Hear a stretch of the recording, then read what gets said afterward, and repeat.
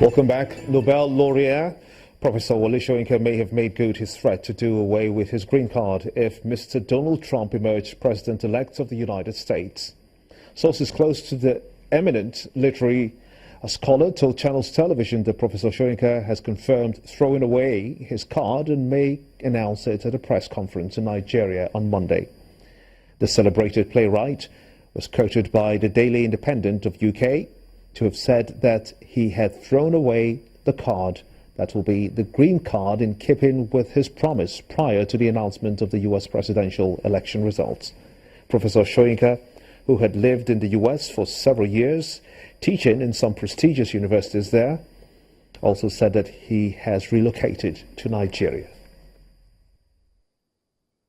Barely less than a month after the Kara Bridge on the Lagos-Ibadan Expressway witnessed a horrifying accident that claimed 4 lives, another mishap occurred today just a few meters away from the same spot it occurred weeks back. The accident happened when the tanker lost control and rammed into a passenger bus conveying 12 passengers, almost knocking it over the bridge.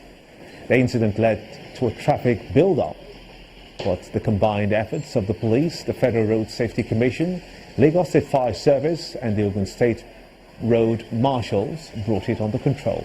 Thankfully, no life was lost, but those with injuries are said to be receiving treatment at a nearby hospital. Time now for sports news on the news at 10 with Charles Seruka.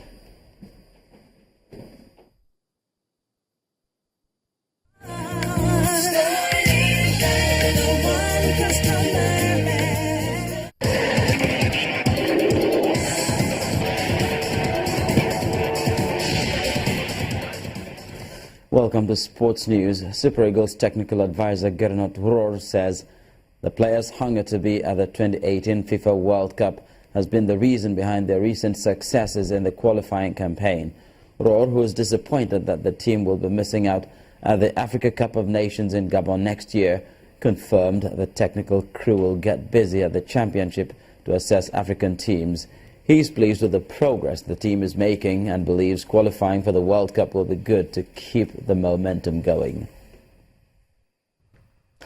And FIFPro, the Worldwide Players Union, and FIFA today announced the final 55-player shortlist for the FIFA FIFPro World 11 2016.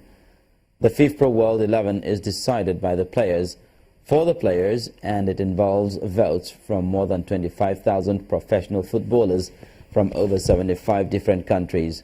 They'll select 1 goalkeeper, 4 defenders, 3 midfielders and 3 forwards. FIFPro and its national affiliates are responsible for gathering votes from professional footballers worldwide. The final FIFA FIFPro World 11 will be announced at the FIFA Football Awards ceremony in Zurich on January the 9th next year. Meanwhile, New England manager Gareth Southgate has handled his first press conference at Wembley. Southgate has been given the onerous task of ending the Three Lions' decades of underachievement at major tournaments. The 46-year-old, a former defender, had been in temporary charge since Sam Allardyce quit 67 days into his reign in September after becoming embroiled in a newspaper sting. Southgate's next 2 matches will be in March, a friendly away to Germany, then a World Cup qualifier at home against Lithuania, a challenge he says he is ready to face. Well, Russia's athletics ban is likely to run into 2017 and may include the August World Championships.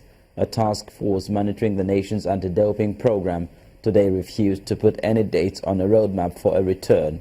Rune Anderson, the Norwegian heading the independent task force, reported to the International Association of Athletics Federations Council that there had been areas of progress, but many issues will be reviewed in the new year. IAAF President Sebastian Coe said the council is pleased with the changes achieved as a result of the decision to ban the Russians, but recognized that athletics still had work to do to regain public trust. That's it on Sports News. It's back to Gimba with the rest of the news at 10.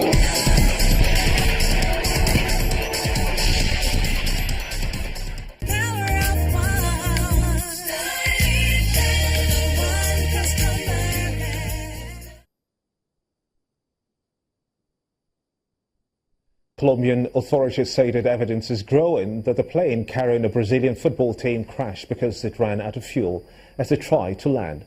Reports say the plane had no fuel on impact, corroborating audio recordings of the pilot asking to land because of fuel shortage and electric failure.